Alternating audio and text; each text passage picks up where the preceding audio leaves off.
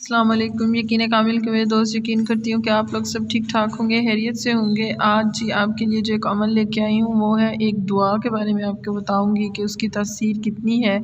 دین و دنیا کی بھلائی کے لیے یہ ایک دعا ہے، لیکن اس دعا کے بارے میں بتانے سے پہلے آپ لوگوں سے ایک ریکویسٹ ہے کہ آپ لوگ میرے چینل کو سبسکرائب کریں اور اس ویڈیو کو آگے لائک کریں اور شیئر کریں۔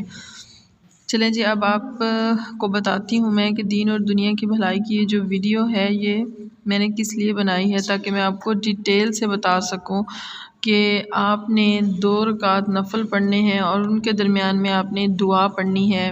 ربنا آتنا فی الدنیا حسنۃ وفی الآخرۃ حسنۃ وقنا عذاب النار۔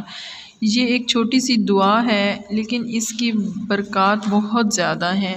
جتنے بھی ہمارے آل رسول، صحاب رسول، اولیاء، صالحین، بزرگ، سب کی یہ محبوب دعا ہے، ربنا آتنا فی الدنیا حسنۃ وفی الآخرۃ حسنۃ وقنا عذاب النار۔ آپ 2 نفل پڑھیں، سورۃ فاتحہ کے بعد جہاں پر سورت کو ملانی ہے تو آپ نے اس دعا کو پڑھنا ہے۔ لفظوں پر اثر ہو، لہجوں پر اثر ہو تو اس دعا کی فضیلت بہت زیادہ ہے۔ 100 دفعہ آپ نے یہ پڑھنا ہے اور ایسے پڑھنا ہے کہ عرش الہی اس سے ہلے، اور اس کے پڑھنے سے آپ کی دنیا بھی لاجواب بن جائے گی اور آخرت بھی لاجواب بن جائے گی۔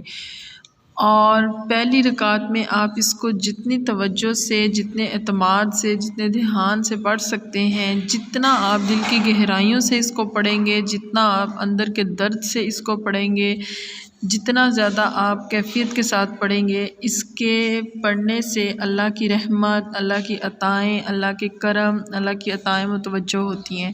کسی بھی ٹائم آپ اس کو پڑھ سکتے ہیں، ہفتے میں 1 دفعہ پڑھیں، روزانہ پڑھیں، مہینے میں 1 دفعہ پڑھیں، لیکن آپ کو اس کے پڑھنے کے بعد اس کے فضیلت کا آپ کو پتہ چلے گا۔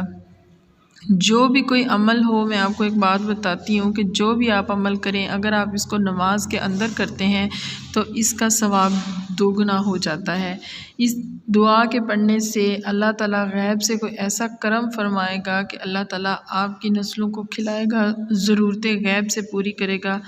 آپ نے اس دعا کو پڑھنا ہے، نفل پڑھنے ہیں 2، اور اس میں آپ نے اس دعا کو پڑھنا ہے، ربنا آتنا فی الدنیا حسنۃ وفی الآخرۃ حسنۃ وقنا عذاب النار۔